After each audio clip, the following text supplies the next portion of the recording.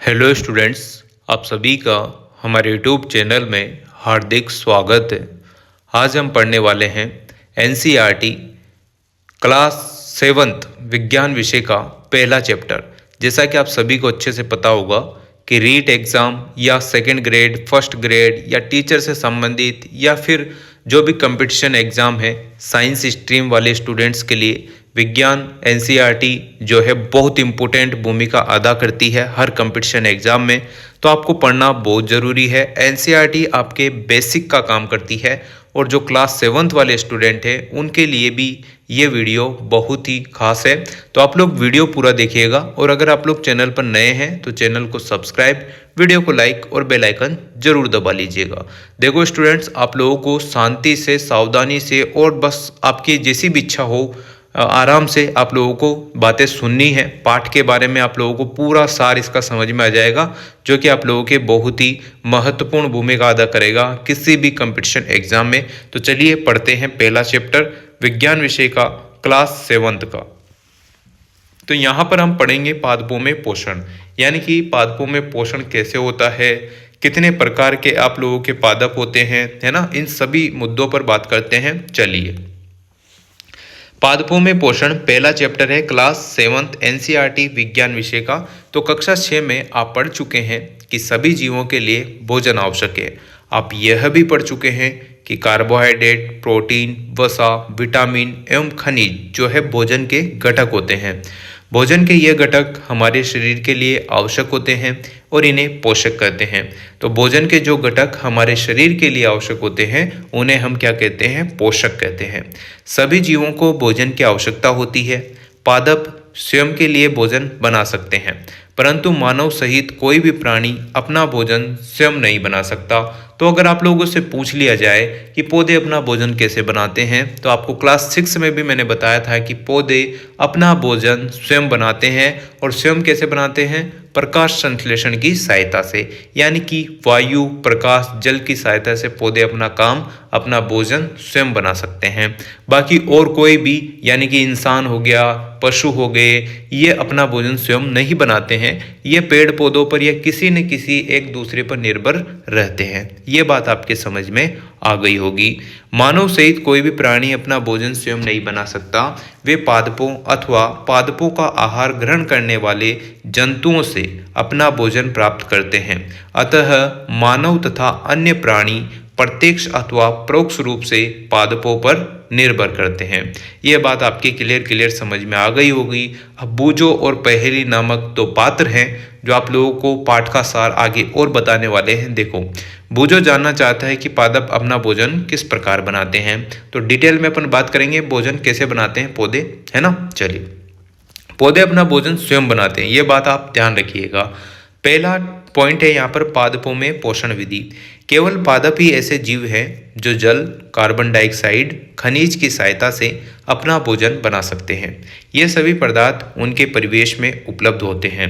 पोषक पदार्थ सजीवों की शारीरिक संरचना, यानी कि जो बाहरी दिखावट है वो, है ना, वृद्धि, यानी कि जो उन्होंने ग्रोथ की है उसके बारे में, जो वो बड़े हो रहे हैं वो, क्षतिग्रस्त भाग यानी कि जो कटे पुटे भाग हैं के रख रखाव के लिए समर्थ बनाते हैं तथा विभिन्न जीव प्रक्रमों के लिए आवश्यक ऊर्जा भी प्रदान करते हैं। सजीवों द्वारा भोजन ग्रहण करने इनके उपयोग की विधि को हम कहते हैं पोषण। क्या कहेंगे? पोषण। पोषण की वह विधि जिसमें जीव अपना भोजन स्वयं संश्लेषित करते हैं स्वपोषण कहलाते हैं। यानी कि पोषण की कौन सी वह विधि है जिसमें जीव अपना भोजन स्वयं बना रहे हैं, स्वयं संश्लेषित कर रहे हैं, तो वो कहलाएगी स्वपोषण कहलाती है। ठीक है ना। इसके बाद देखिएगा, ऐसे पादप जो स्वयं भोजन बनाते हैं वो क्या कहलाएंगे? स्वपोषी। जंतु और अधिकतर अन्य जीव पादपों द्वारा संश्लेषित भोजन ग्रहण करते हैं तो उन्हें कहते हैं विषमपोषी।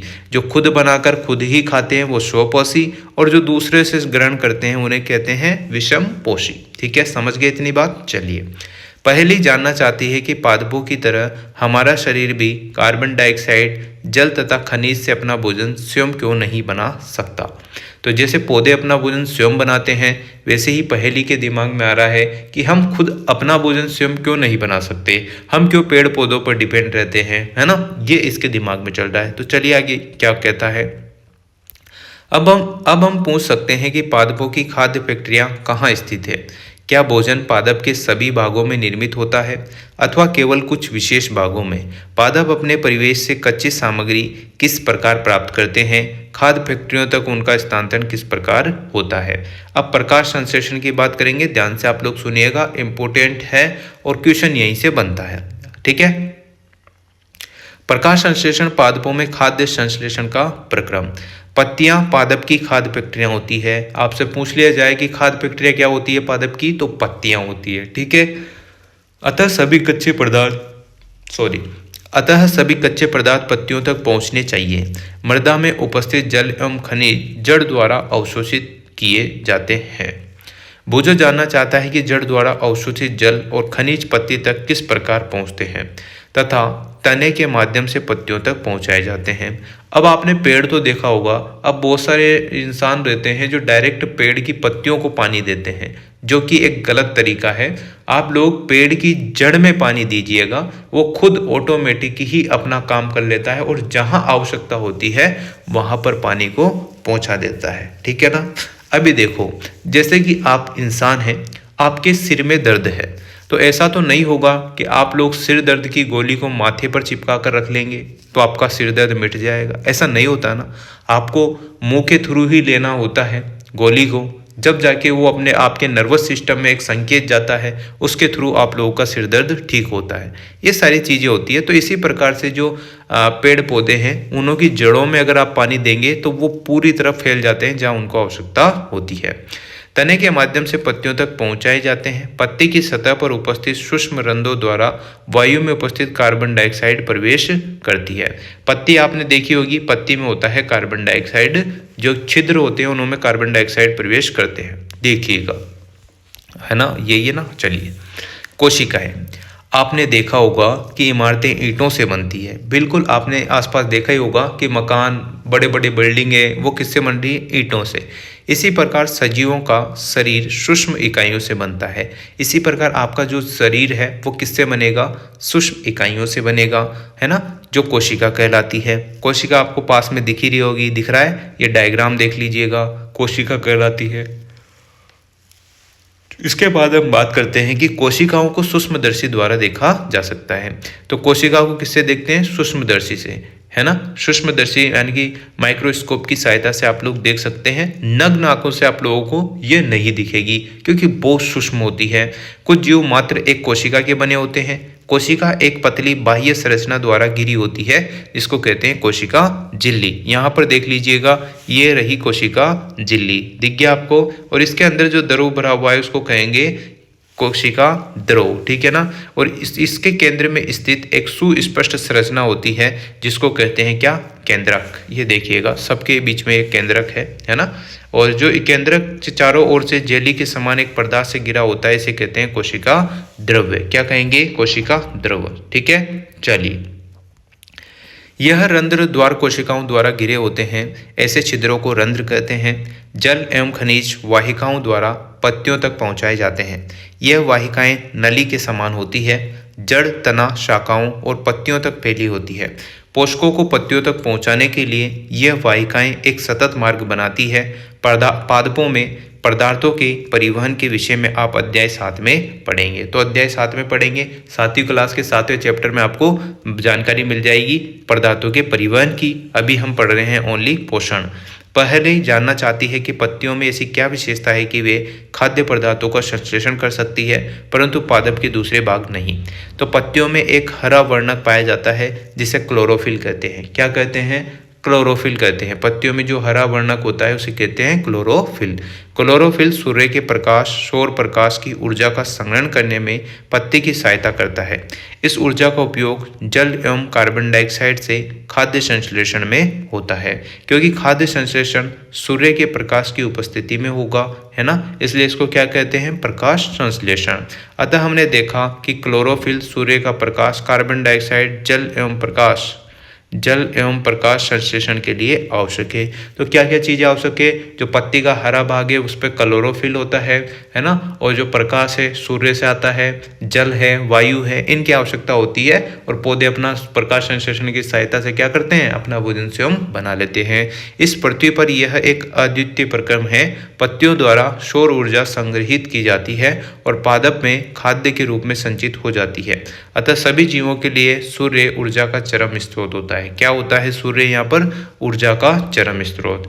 क्या आप कल्पना कर सकते हैं कि प्रकाश संश्लेषण नहीं होगा तो क्या होगा? अगर आप लोग कल्पना करने बैठे कि प्रकाश संश्लेषण नहीं होगा तो क्या होगा, तो पौधे अपना भोजन स्वयं नहीं बना पाएंगे तो आगे का काम नहीं चलेगा। आप लोगों तक खाना कैसे पहुंचेगा? सारी चीजें हैं। प्रकाश संश्लेषण न होने की स्थिति में खाद्य उपलब्ध नहीं होगा। सभी जीवों का अस्तित्व प्रत्यक्ष अथवा परोक्ष रूप से पादपों द्वारा निर्मित भोजन पर निर्भर करता है। यानी कि आप लोग, हम लोग सभी मर जाएंगे, खाएंगे नहीं तो। पेड़ पौधे तो हमें जिंदा रख रहे हैं, यानी कि वही तो हमें फल फ्रूट दे रहे हैं, है ना, वही अपन को खाद्य पदार्थ भोजन दे रहे हैं, तो उन्हीं के दम पर अपन जी रहे हैं। इनके अतिरिक्त सभी जीवों के लिए परमावश्यक ऑक्सीजन भी प्रकाश संश्लेषण के दौरान निर्मित होती है।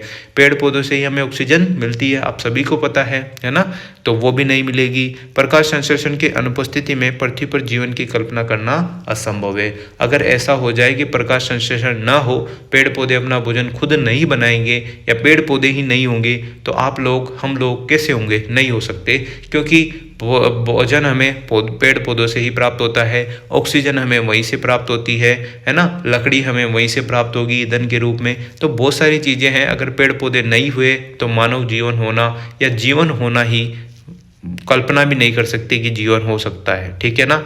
चलिए, प्रकाश संश्लेषण के दौरान पत्ती की क्लोरोफिल युक्त कोशिकाएं सूर्य के प्रकाश की उपस्थिति में कार्बन डाइऑक्साइड एवं जल से कार्बोहाइड्रेट का संश्लेषण करती है। इस प्रक्रम को निम्न समीकरण द्वारा दर्शाया सकते हैं। जैसे कि यहाँ पर कार्बन डाइऑक्साइड है, यानी कि CO2 प्लस जल, सूर्य का प्रकाश यहाँ पर आ रहा है, क्लोरोफिल है ना, क्लोरोफिल की उपस्थिति है, तो कार्बोहाइड्रेट प्लस ऑक्सीजन का यहाँ पर निर्माण होगा। समझ गए आप लोग। इस प्रक्रम में ऑक्सीजन निर्मुक्त होती है। कार्बोहाइड्रेट अंततः पत्तियों में मंड स्टार्च के रूप में संचित हो जाता है। स्टार्च परीक्षण भी अपन पढ़ चुके हैं 6ठी क्लास में, आप लोगों को सभी को पता होगा, है ना। अब देखिएगा इस डायग्राम को देखो, जिसमें पत्ती की काट ली गई है, अंदर से इसको दिखाया जा रहा है। देखो क्लोरोफिल इसमें लगे हुए हैं, हरे हरे कलर के आपको दिख रहे होंगे, और ये द्वार कोशिका है, यानी कि एंट्री यहाँ से ली जाती है, और बीच में जो छिद्र दिख रहा है वो है रंध्र। ठीक है। पत्ती की काट आप लोग यहाँ पर देख सकते हैं, कुछ इस प्रकार की होती है। ये वाली पत्ती है, ए ऑप्शन वाली ये पत्ती है, इसको यहाँ पर काट दिया गया है। काटने के बाद कुछ इस प्रकार की होती है, बीच में रंध्री द्वार होता है, यानी कि छिद्र होता है, और द्वार कोशिकाएं इसके चारों तरफ लगी हुई होती है। क्लोरोफिल युक्त कोशिकाएं दर्शाते हुए किसी पत्ती का काट चित्र यहाँ पर दिखाया गया था। जाते हैं, पत्ती में स्टार्च की उपस्थिति प्रकाश संश्लेषण प्रक्रम का संपन्न होना दर्शाता है। स्टार्च भी एक प्रकार का क्या है? कार्बोहाइड्रेट है। यहाँ पर देखिएगा पौधे अपना भोजन ऐसे बनाते हैं। ये पत्तियाँ हैं, इन पर क्लोरोफिल होता है, सूर्य का प्रकाश आता है, कार्बन डाइऑक्साइड, ऑक्सीजन और ये सारी चीज़ें यहाँ पर होगी, और पत्तियों में क्लोरोफिल होगा, जल और खनिज की यहाँ पर आवश्यकता होती है। तो इस प्रकार से ये पूरा प्रक्रम है, पूरा सेटअप है प्रकाश संश्लेषण का। ठीक है, समझ गए होंगे। बुझों ने देखा कि कुछ पादपों की पत्तियाँ गहरी लाल, बैंगनी और भूरे रंग की होती है। वह जानना चाहता है कि क्या इन पत्तियों में भी प्रकाश संश्लेषण होता है। वो जानना चाहता है कि प्रकाश संश्लेषण पत्तियों में भी होता है क्या। तो वो कह रहा है कि देखो, पत्तियों के अतिरिक्त पादपों के दूसरे हरे भागों जैसे कि हरे तने, हरी शाखाओं में भी प्रकाश संश्लेषण होता है। जो हरा भाग है वो प्रकाश संश्लेषण करता ही करता है। मरुस्थलीय पादपों में वाष्पोत्सर्जन द्वारा जल क्षय को कम करने के लिए पत्तियां शल्क अथवा सूल रूपी हो जाती है। इन पादपों के तने हरे होते हैं जो प्रकाश संश्लेषण का कार्य करते हैं। तो आप लोगों के दिमाग में आ गया होगा कि सर इधर के एरिया में तो पत्तियां होती है पेड़ पौधे में, चलो ये तो प्रकाश संश्लेषण कर सकते हैं, पर मरुस्थल में कैसे क्या होता होगा, वहाँ तो कांटे कांटे होते हैं। पर आपने देखा होगा मरुस्थल में जो कांटों के ऊपर आवरण चढ़ा होता है हरे कलर का, वो प्रकाश संश्लेषण का कार्य करता है। ठीक है, क्रियाकलाप 1.1 ध्यान से सुनिएगा, देखिएगा। एक ही प्रकार के पादपों के 2 गमले आपको लेने हैं। एक को अंधकार अथवा काले बक्स में 72 घंटे के लिए आपको छोड़ देना है, दूसरे को सूर्य के प्रकाश में रखना है। दोनों पादपों की पत्तियों में आयोडीन परीक्षण उसी प्रकार कीजिए जैसे आपने क्लास 6 में किया था। समझ गए होंगे आयोडीन परीक्षण, तो अपने अवलोकनों को नोट कीजिए। अब उस गमले को जिस आपने अंधकार में रखा था 3-4 दिनों के बाद सूर्य के प्रकाश में रख दीजिए। पुनः इसकी पत्ती पर आयोडीन परीक्षण कीजिए। अपने परीक्षण अपनी नोटबुक में आपको लिखना है। हरी पत्तियों के अतिरिक्त अन्य वर्ण रंग की पत्तियों में भी क्लोरोफिल होता है, क्योंकि इन पत्तियों में उपस्थित लाल, भूरे अथवा अन्य वर्णक क्लोरोफिल के हरे रंग का प्रच्छादन कर देते हैं, अर्थात ढक लेते हैं। चित्र 1.4, इन पत्तियों में भी प्रकाश संश्लेषण होता है। आपने गीली दीवारों पर तालाब अथवा ठहरे हुए जलाशय में हरे अवपंकी काई जैसे पादप जैसे देखे होंगे। ये सामान्यतः कुछ जीवों की वृद्धि के कारण बनते हैं, जिन्हें शैवाल कहते हैं। क्या आप कल्पना कर सकते हैं कि इनका रंग हरा क्यों होता है? इनमें क्लोरोफिल होता है, जिसके कारण ये हरे दिखाई देते हैं। शैवाल भी प्रकाश संश्लेषण द्वारा अपना भोजन स्वयं बनाते हैं, ये देखिएगा, ठीक है ना। तो पत्तियों में थोड़ा थोड़ा हरा कलर यहाँ पर दिख रहा होगा, वो प्रकाश संश्लेषण की भूमिका निभाता है। पादपों में कार्बोहाइड्रेट के अतिरिक्त अन्य खाद्यों का संश्लेषण। अभी आपने पढ़ा कि प्रकाश संश्लेषण प्रक्रम द्वारा पादप पौधे कार्बोहाइड्रेट का संश्लेषण करते हैं। कार्बोहाइड्रेट कार्बन, हाइड्रोजन, ऑक्सीजन से बनते हैं। समझ गए? कार्बोहाइड्रेट किससे बनते हैं?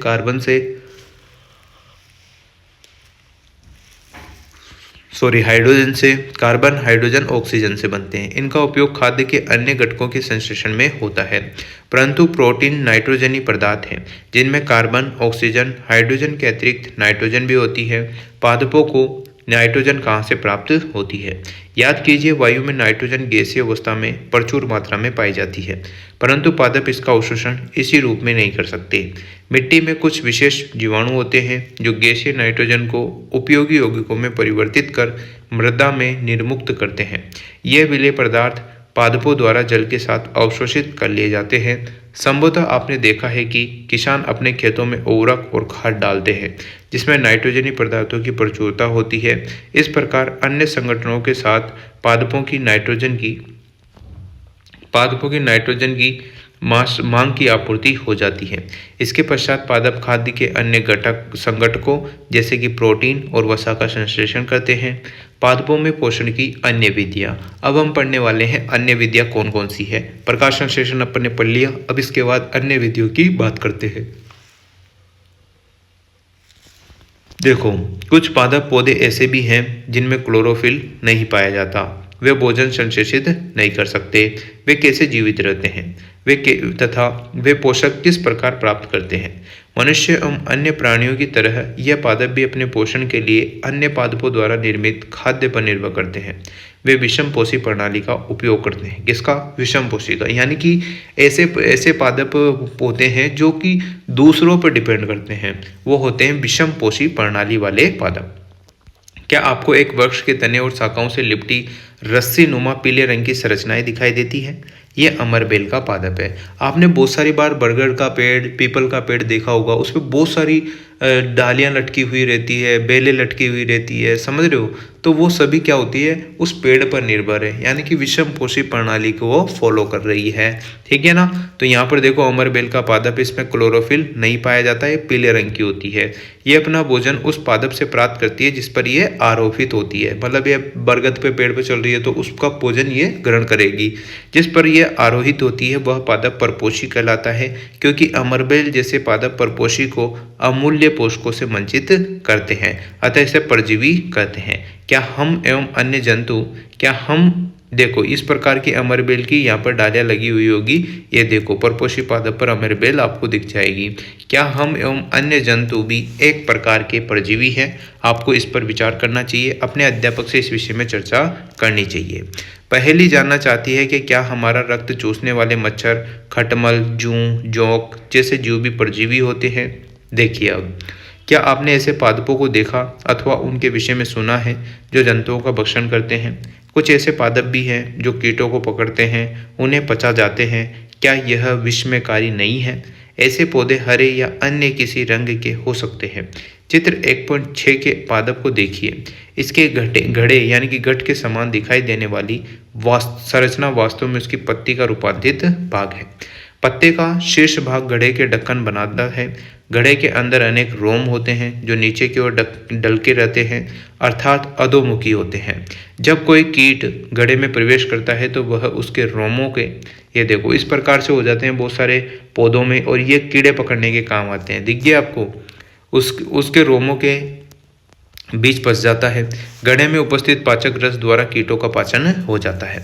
कीटों का भक्षण करने वाले ऐसे पादप क्या कहलाते हैं? कीटभक्षी पादप। जो कीटों का भक्षण कर लेते हैं, कीटों को खा जाते हैं, कीटों को पचा जाते हैं, उन्हें कहते हैं कीटभक्षी पादप।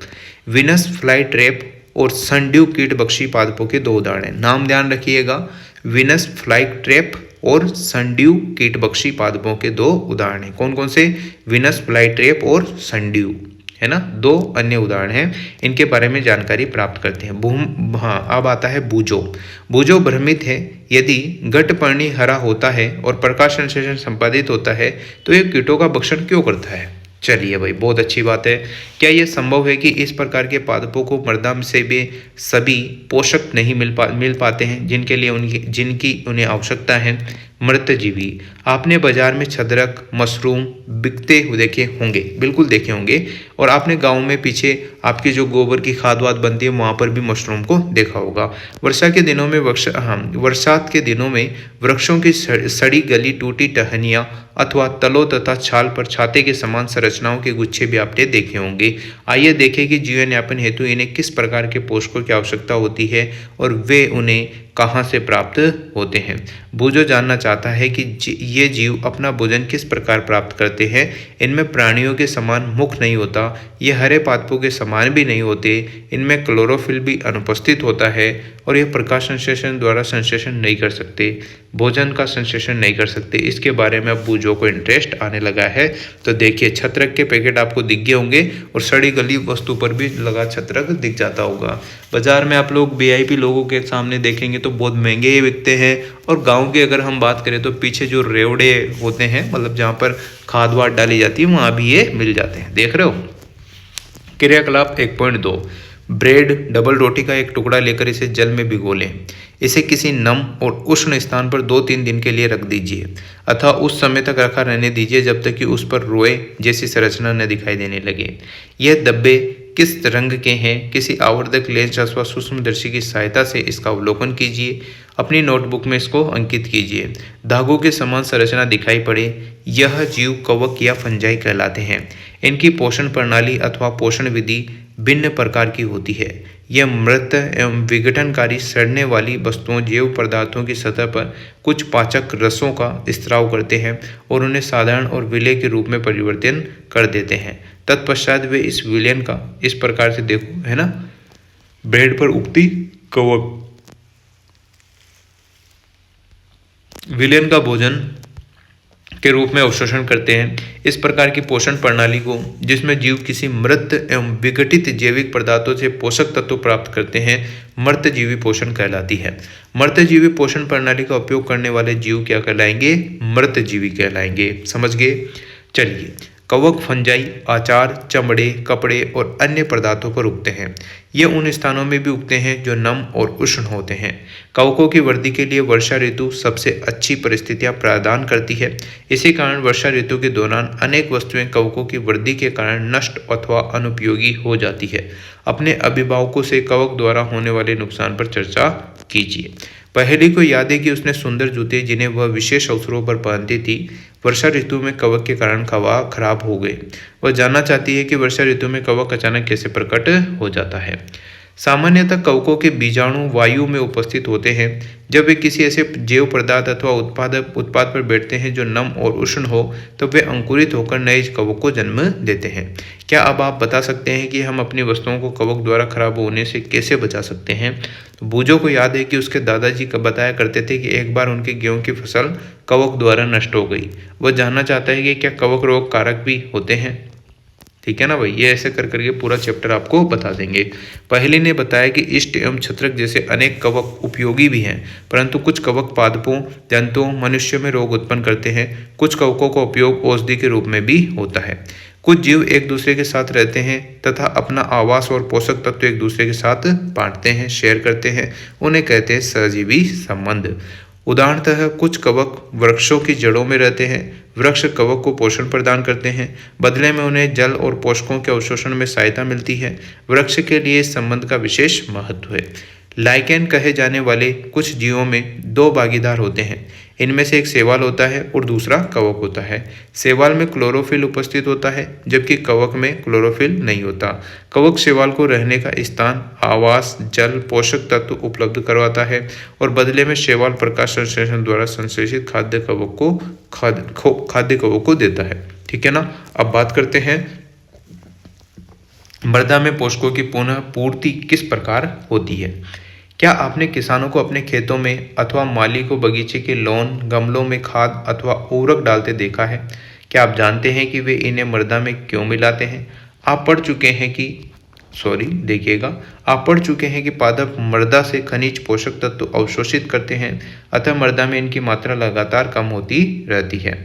उर्वरक और खाद में नाइट्रोजन, पोटेशियम, फास्फोरस जैसे पोषक होते हैं। पादपों द्वारा लगातार उपयोग किए जाने के कारण मृदा में उनकी मात्रा धीरे धीरे कम होती है। इसलिए मृदा को इन पोषक तत्वों को समृद्ध करने के लिए भूमि में उर्वरक और खाद को मिलाने की आवश्यकता होती है।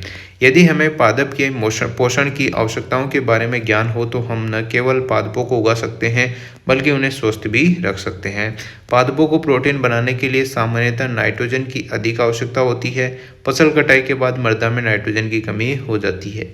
यद्यपि वायु में नाइट्रोजन गैस प्रचुर मात्रा में उपलब्ध होती है, परंतु पादप इसका उपयोग उस प्रकार करने में असमर्थ होते हैं जैसे वे कार्बन डाइऑक्साइड का उपयोग करते हैं। पौधे नाइट्रोजन को विलेय रूप में ही अवशोषित कर सकते हैं। कुछ जीवाणु जो राइजोबियम कहलाते हैं। देखो, अब मैं आपको बता दूं कि जो पौधे होते हैं उनकी जड़ों में पाया जाता है राइजोबियम जीवाणु, समझ गए। और एजोराइजोबियम उन तनों के जो गांठें होती हैं उनमें पाया जाता है। समझो, ठीक है, समझो इस बात को, क्योंकि ये दोनों क्वेश्चन हर बार किसी न किसी कंपटीशन एग्जाम में आपके आते हैं। वायुमंडलीय नाइट्रोजन को विलेय पदार्थों में परिवर्तित कर देते हैं, परंतु राइजोबियम अपना भोजन स्वयं नहीं बना सकते। यानी कि जो जीवाणु है वो अपना भोजन स्वयं नहीं बनाते। ये चना, मटर, मूंग, सेम और अन्य फलीदार पादपों की जड़ों में रहते हैं। कहाँ रहते हैं ये? फलीदार पादपों की जड़ों में। उन्हें नाइट्रोजन की आपूर्ति करते हैं। अधिकतर दालें फलीदार पादपों से प्राप्त होती है। इसके बदले पादप राइजोबियम जीवाणु को आवास और खाद्य प्रदान करता है। यानी कि दोनों की मिलीजुली सरकारीनों की बनती है। अतः इसमें सहजीव संबंध होता है। इस संबंध का किसानों के लिए विशेष महत्व है। दालों की फसलों के लिए उन्हें मृदा में नाइट्रोजनी उर्वरक की देने की आवश्यकता नहीं पड़ती। यही नहीं, दाल की फसल उगाने के बाद अगली फसल के लिए भी सामान्य उर्वरकों की आवश्यकता नहीं रहती। इस अध्याय में आपने पढ़ा कि अधिकतर पादप स्वपोषी होते हैं। बहुत कम ही पादप अन्य पोषण प्रणाली अपनाते हैं, जैसे कि परजीवी, मर्तजीवी। परजीवी और मर्तजीवी दूसरे पादपों से पोषण प्राप्त करते हैं। सभी प्राणी अपने भोजन के लिए पादप और अन्य प्राणियों पर निर्भर रहते हैं, अतः उन्हें विषमपोषी के रूप में समूहीकृत किया गया है। क्या हम कह सकते हैं कि कीटभक्षी पौधे आंशिक विषमपोषी हैं? तो इसमें जो मुख्य शब्द प्रयोग में आए हैं वो देख लो। स्वपोषी, क्लोरोफिल, विषमपोषी, परपोषी। कीटभक्षी पादप, पोषक, परजीवी, प्रकाश संश्लेषण, मर्तजीवी, रंध्र, सहजीवी संबंध और कवक। अब आपने क्या क्या सीखा है वो मेन पॉइंट यहाँ पर शो हो रहे हैं, तो ध्यान से सुनिएगा। सभी जीवों को खाद्य की आवश्यकता होती है, जिसका उपयोग वे अपनी वृद्धि और शरीर के रखरखाव के लिए और आवश्यक ऊर्जा प्राप्ति के लिए करते हैं। हरे पादप प्रकाश संश्लेषण प्रक्रम द्वारा अपना खाद्य स्वयं संश्लेषित करते हैं। समझ गए बात को? चलिए, हरे पादप कार्बन डाइऑक्साइड, जल, खनिज जैसे सरल रासायनिक पदार्थों का उपयोग खाद्य संश्लेषण के लिए करते हैं। प्रकाश संश्लेषण के लिए क्लोरोफिल एवं सूर्य का प्रकाश अनिवार्य रूप से आवश्यक है। कार्बोहाइड्रेट जैसे जटिल रासायनिक पदार्थ प्रकाश संश्लेषण के उत्पाद हैं। प्रकाश संश्लेषण के प्रक्रम में क्लोरोफिल की सहायता से पत्तियों द्वारा सौर ऊर्जा का संचयन किया जाता है। प्रकाश संश्लेषण में ऑक्सीजन उत्पादित होती है। इस ऑक्सीजन का उपयोग सभी जीवों द्वारा उनकी उत्तरजीविता के लिए किया जाता है। कवक अपना पोषण मृत और अपशिष्ट जैव पदार्थों से प्राप्त करते हैं, वे मृतजीवी कहलाते हैं। अमरबेल जैसे पादप परजीवी हैं, वे परपोषी पादपों से अपना भोजन प्राप्त करते हैं। कुछ पादप तथा अन्य सभी जीव अपने पोषण हेतु दूसरे जीवों पर निर्भर होते हैं, उसे कहते हैं विषमपोषी कहते हैं। ठीक है ना। तो इस प्रकार से आप लोगों के एनसीईआरटी विज्ञान विषय का क्लास 7th का पहला चैप्टर आपका कंप्लीट हो चुका है। तो आप लोगों ने, उम्मीद करता हूँ, ध्यानपूर्वक सुना होगा। जब भी आप वीडियो देखें तो स्पीड पर देख सकते हैं, कम स्पीड पर देख सकते हैं। एयरफोन, एयरबड्स जो भी आपको लगाना है, शांति से आप लोग चैप्टर सुने तो आपका काम आसान हो जाएगा, ठीक है ना।